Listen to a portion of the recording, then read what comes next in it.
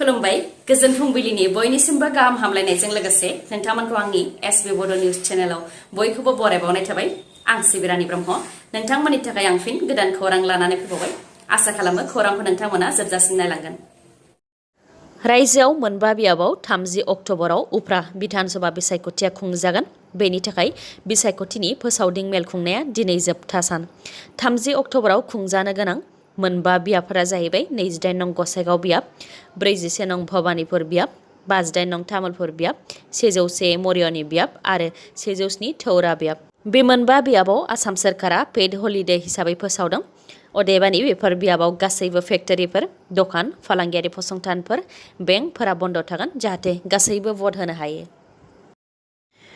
गिख्रंथाव लामा जाब्रबथायजों सासे बर' सेंग्रानि जिउ खहा आरो सानै सिख्लाया गोब्राब जोखोम जादों बे गिख्रंथाव लामानि जाब्रबथाया चिरां जिल्ला बेंटल आउटपस्टनि सिङाव थानाय अन्थाइबारि तिनिआलियाव जादों सासे सेंग्रा आरो सानै सिख्ला साथामबो गंसे स्कुटियावनोमोन बेयावनो चिरां जिल्लानि सान्थिपुराव FCIनि माइरं लाबोनाय गंसे ट्राकजों एक्सिडेन्टआ जादों आरो जाथाय जानाय लोगो लोगोनो सेंग्राया जायगायावनो जिउ गोमादों आरो सानै सिख्लाया गाज्रि जोखोम जादों जोखोम जानाय सिख्लाफोरखौ बङाइगाव लवार आसाम हस्पिटालाव थिसननाय जादों होननानै खौरां मोननाय जादों जोखोम जानाय सिख्लाफोरखौ सासेखौ बुरिजार आरो सासेखौ आइपुवालिनि होननानै मिथिनो मोननाय जादों जाब्रबथाय जानायनि सोमोन्दै ओनसोलनि सुबुंफोरा फोरमायथिनाय बायदिब्ला मोब्लिब खुन्थियाया बायनानै गाहाय जानानै दङ बेयावनो मोब्लिब दं साननानै गिनाय फैफ्राङो आरो साइड दानानै सालायफ्राङो बेबायदिनो बेनि सिगांबो बे लामायाव जाब्रबथाया जाखांबाय होननानै फोरमायथियो बिथाङा लोगोसे स्पिड ब्रेकार आरो लासै सालायनो थाखाय साइनबोर्ड लागायनानै दोनोबा एक्सिडेन्ट जानाया खम जागोन होननानैबो फोरमायथिबावो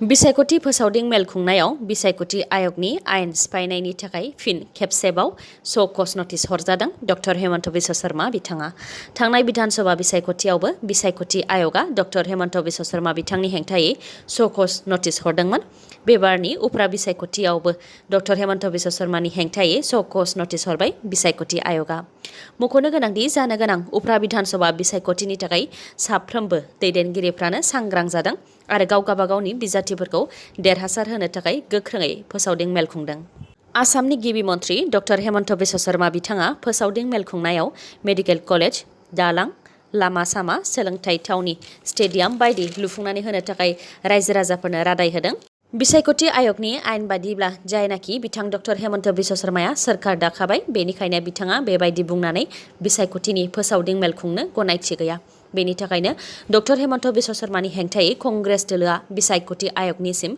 रिपर्ट हरदोंमोन कंग्रेस दोलोआ होनाय अजदनि सायावनो बिसायख'थि आयगा बिजिरनानै डक्टर हेमन्त बिश्व शर्मानो श'कज नटिस दैथायहरदोंमोन गुबुन फारसेथिं थौरा बियाबाव फोसावदिं मेल खुंनायाव डक्टर हेमन्त बिश्व शर्माया खौरांगिरि मेलनि गेजेरजों बुंथिदों दि बिसायख'थि आयगा जा बिथोन होयो बे बिथोनखौनो फालिगोन होननानै खेबसेयैनो डाबल मार्डार गुवाहाटीनि बेलथलायाव बोराय बुरै सानैखौ खेबसेयैनो गाज्रि बुनानै बुथारदों बुथारजानायनि मुङा ननि गपाल बरुवा 87 बोसोर बैसोनि आरो बिथांनि बिसि मीना बरुवा 76 बोसोर बैसोनि बिथांमोननि फिसाजोफ्रा आसामनि बाहेरायाव थायोमोन आरो बेबायदिनो नखराव रावबो गैयामोन जायनि थाखाय बैसो जानाय बोराय बुरैखौ आकाश चौधुरी मुंनि सासे सुबुङा गोलाव समनिफ्रायनो जोथोन लाबोदोंमोन रिपर्टनि बायदिब्ला बैसो जानाय ननि गपाल बरुवा आरो मीना बरुवाखौ हरनि समावनो बुथारनानै गालांदोंमोन अखानायै फुंनि समाव जोथोन लाग्रा आकाश चौधुरीया फुंनि जानाय आदार होफैयोब्ला बैसो जानाय बिसि फिसाय सानैखौ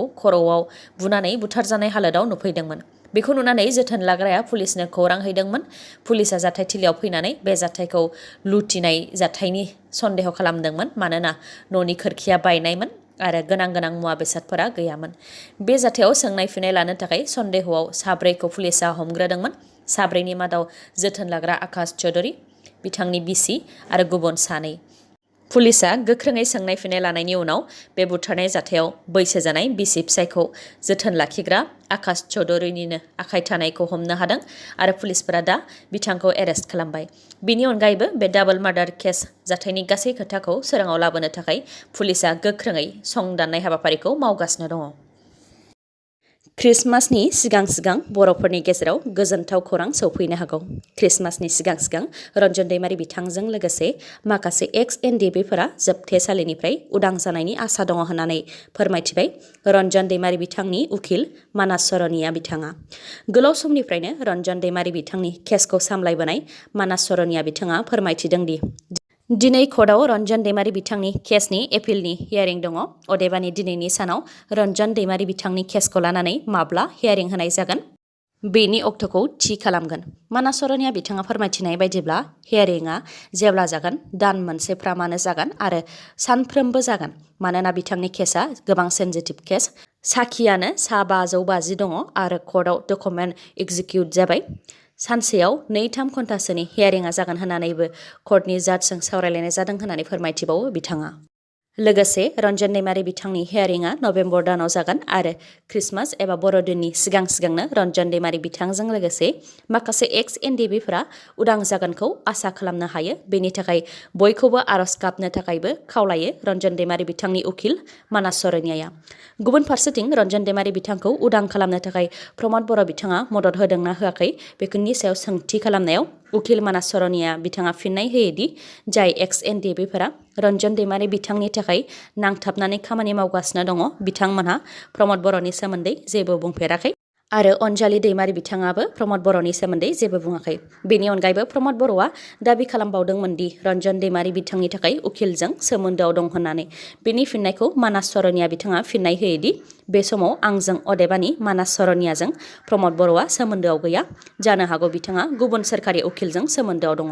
बेफोरनि अनगायैबो सेन्ट्रेल जेलनिफ्राय रन्जन दैमारि बिथांखौ गुवाहाटीनि काहिलिपारायाव थानाय 10 एपिबियानाव जोबथेनानै दोनफैनायनि सायाव बिथाङा बुंथिदों दि रन्जन दैमारि बिथाङा सिगाङाव गोरोबनो हायाखैमोन। मानोना सेन्ट्रेल जेलाव थायोबा EX-NDFB माखासे सोद्रोमाफोरा जानाय लोंनायनिफ्राय लानानै फारफ्रोमथिंजायनिफ्रायबो मददखौ होदोंमोन। लाइब्रेरियाव बिजाब फरायनो खाबु दंमोन, उदाङै थाबायथिंनायनि खाबु दंमोन। नाथाय काहिलिपारानि स्पेसियेल जेलाव मोनसे बाहागोआव रन्जन दैमारि आरो गुबुन मोनसे बाहागोआव सिकिउरिटि आरो एसिस्टेन्ट जेलारल' थायो। बेयाव बिथाङा हारसिं जायो। बेखौ लानानै रन्जन दैमारि बिथाङा सिगाङाव गोजोन गैयै देखायदोंमोन। उनाव रन्जन दैमारि बिथाङा बुंथिदों दि आंखौ जुदि बे जोबथेसालियाव दोननानै बर' हारिया माबाफोर मुलाम्फा जायोब्ला बे जोबथेसालियावनो थागोन होननानै। साननै सिगां EX-NDFB फेक्सननि general secretary Abiram Basumatary अदेबानि डि अनजालु बिथाङा खौरांगिरि मेल खुंनानै EX-NDFB फेक्सना UPPL दोलोखौ उफ्रा बिधान सभा बिसायख'थियाव मदद होगोन होननानै फोसावदोंमोन आरो रायजो राजाफोरखौबो मदद होनो थाखाय खावलायदोंमोन। बेनि सायाव EX-NDFB ग्रुपनिनो दैदेनगिरि अन्थाव आरो माखासे दैदेनगिरिफोरा खेंफोरथि होफैदों। बिथां अन्थावआ फोरमायथिदों दि UPPL एबा BPF दोलोनिफ्राय बबेबा मोनसे दोलोखौ मदद खालामनांगौ होननानै जेबो खावलायनाय फैयाखै। जायनाखि EX-NDFB फेक्सना मोनसे आफाद, बे आफादखौ सासे एबा सानै दैदेनगिरिफ्रा सालायनो हाया। बेयाव माखासे नेमखान्थि आब्रुथि थायो। अन्थाव बिथाङा बुंथिबावदों दि EX-NDFB फेक्सना सोर दोलोखौ मदद होगोन बेखौ लानानै आफादनि गुबुन दैदेनगिरिफोरजों अफिसियेलि सावरायालासे EX-NDFB फेक्सनखौ दैदेनग्रा 3-4खौ लानानैल' बिथांमोनहा UPPL दोलोखौ मदद होगोन होननानै फोसावदों। नाथाय 3-4आ मोनसे आफादनि थांखिखौ लानो हाया होननानैबो फोरमायथियो बिथाङा। जुदि UPPL सोरखारा EX-NDFB ग्रुपखौबो नांगौ अब्लासो जेंनाया सुस्रांजागोन होननानै बुंथियोब्ला मानो आफादनि गेजेराव सावरायलायाखै होननानैबो सोंथि खालामो बिथाङा। जायनाखि बिथांमोनहा आफादनि गेजेराव सावरायालासे EX-NDFB फेक्सना UPPL दोलोखौ मदद होगोन होननानै फोसावदों। बेनि थाखायनो EX-NDFB फेक्सननि अदालगुरि, बाक्सा, चिरां, क'क्राझार आरो गसाइगाव ओनसोलनि सोद्रोमाफोरा बिथांमोनजों मदद खालामा आरो रायजो राजाफ्रा जायखौ मोजां मोनो बिथांमोनहा गावनि गोसो बायदियैनो भटखौ होखागोन होननानैबो बुंथिबावो बिथाङा। बिसायख'थिनि सिगां सिगां हिंसायारि जाथाय रायजोआव उफ्रा बिधान सभा बिसायख'थिया खुंजानो गेजेराव साननैल'सै। बे समावनो राजखान्थिखौ लानानै अन्थाइ खुबैलायनाय जाथाया सोराङाव फैदों। गसाइगावनि जलाइस्रि मुंनि जायगायाव BPFनि मोनसे हाबाफारि जादोंमोन जेराव अनजालि दैमारि, रबिराम नार्जारी बिथांमोनजों लोगोसे माखासे दैदेनगिरिफ्रा बाहागो लाफैदोंमोन। बेयावनो रायमना प्राइमारि BPF कमिटिनि सोद्रोमाफ्रा बाहागो लाफैदोंमोन। जाथायजों मोगा-मोगि जानाय बिथांमोनहा फोरमायथिनाय बायदिब्ला बेयावनो दैदेनगिरिफोरनि बिबुंथिखौ खोनासंनो थाखाय रायमना प्राइमारि BPFनि सोद्रोमाफोरा गारि लानानै थांदोंमोन। नाथाय हाबाफारि जोबखांनानै न' फारसे फैबाय थानाय समावनो सिनाय मोनै दुथांफोरा गारियाव अन्थाइ खुबैदों। लामायाव गुसु मोननायनि थाखाय गारिनि ग्लासखौ फांथेदोंमोन, जायजों गिदिर खैफोद जानायनिफ्राय ड्राइभारा रैखा मोननो हाबाय होननानै फोरमायथियो आरो दुथांफोरनि अन्थाइ खुबैनायजों गारिनि ग्लासआ थेर-बेथेर जाजोबनायखौबो फोरमायथियो। गारि सालायग्रा बिथाङा बुंथिदों दि बिथाङा गारि सालायनानै जाग्रा सुबुं, सोरबा UPPLनियाबो गारि भारा लाङोब्ला थांनो हागौ, सोरबा BPFनियाबो गारि भारा लाङोब्ला थांनो गोनां जानो हागौ। नाथाय गारियाव बेबायदि गिदिर अन्थाइ खुबैनाया मोजां जायाखै होननानै फोरमायथियो बिथाङा। बेराफारसेथिं गारियाव थानाय आइजोफोराबो खुद्रिखांदों। बिथार गोरोबथानि उनाव गोजोन फैबाय होननाया मानो बेबायदि जानो मोनखो होननानै सोंथि खालामो। बेनिखायनो बे जाथायनि सायाव गोख्रोङै संदाननानै दायनिगिरिखौ आयेन बायदियै साजा होनांगौ होननानैबो दाबि खालामो बिथांमोनहा। आरो बे सुबुंखान्थि हादराव बयहाबो गाव गावनि गोसो बायदियै सोरबा दोलोखौ मदद होनो मोन्थाय दं होननानैबो फोरमायथिबावो बिथांमोनहा। आं सासे BPFनि MCLAमोन आरो आंनि थांखिया BPF दोलोखौ फोजोबस्रांनायमोन। बे रावखौ बुंथियो धनन्जय बसुमतारी बिथाङा। उफ्रा बिसायख'थिया खुंजानायनि गेजेराव माखासे सानल' दंसै। बेखौ नोजोर लाखिनानै गासैबो राजखान्थि हान्जाया गाव गावनि फोसावदिं मेल खुंनायखौ गोख्रोंनिफ्राय गोख्रोंसिन खालामगासिनो दङ। बेबायदि समावनो 28 नं गसाइगाव बिधान सभा बियाबनि सिङाव थानाय अथामबिलाव UPPL दोलोनि मोनसे बिसायख'थि फोसावदिं मेल खुंदोंमोन। बे मेलाव बाहागो लादोंमोन BTCनि मावफुंगिरि सोद्रोमा धनन्जय बसुमतारी, मिरु UPPL दोलोनि आफादगिरि रेनगारा नार्जारी, लाइमोन गांखं UPPL दोलोनि आफादगिरि समनाथ नार्जारी आरो बिथांमोनजों लोगोसे माखासे दैदेनगिरिफ्रा बाहागो लादोंमोन। बे बिसायख'थि मेलाव बाहागो लानानै बिथां धनन्जय बसुमतारीया बुंथिदों दि आं सासे BPF दोलोनि MCLAमोन। आंनि थांखिया BPF दोलोखौ फोजोबस्रांनायमोन। बेनिखायनो आथिखालाव रायजोफोरा मानो BPFखौ एंगारनानै UPPL दोलोनि हाबा मावनांगौ बेखौ बिसायख'थि फोसावदिंनायाव बुंथिगासिनो होननानै फोरमायथियो बिथाङा। आरो आंजों लोगोसे गोबां BPF दोलोनि दैदेनगिरिफोर आरो रायजो राजाफ्रा BPF नागारनानै दिनै UPPL दोलोआव हाबफैगासिनो दं होननानैबो बुंथिबावो बिथाङा।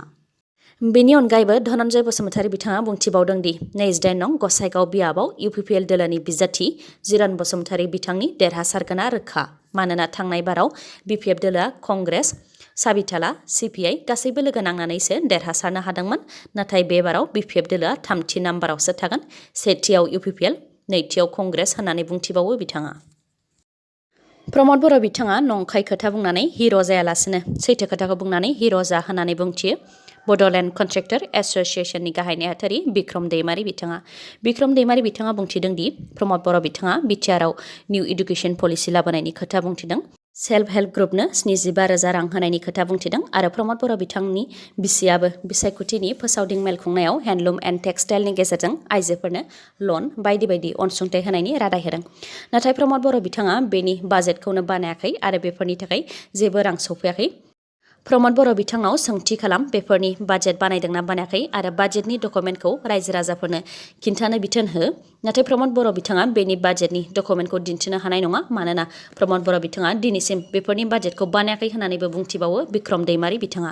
बेनि अनगायैबो प्रमद बर' बिथाङा 1,000निबो बांसिन जाख्लग्रा कन्ट्रेक्टरफोर आरो अफिसारफोरखौ जोबथेसालियाव जोबनायनि खोथा बुंबोबाय थादोंमोन। बेनि सायाव बिक्रम दैमारीया फिननाय होयोदि प्रमद बर'आ एरेस्ट खालामनायनि गोहोखौ आसाम सोरखारनिफ्राय लाफिननो हायोब्ला एरेस्ट खालाम आरो सिगांनि EM, MCLA, MLA मन्थ्रिफोरखौ एरेस्ट खालामनानै गोजोननाय मोनोब्ला एरेस्ट खालामथों होननानैबो फोरमायथियो बिथाङा। लोगोसे बुंथिबावोदि BPFनि फार्स्ट क्लास कन्ट्रेक्टर मनरन्जन ब्रह्मखौ जाख्लग्रा होनानै केस होदोंमोन। नाथाय बिथांखौ UPPL दोलोआ उल्थायैसो गावसोरनि दोलोआव लानानै थांदों।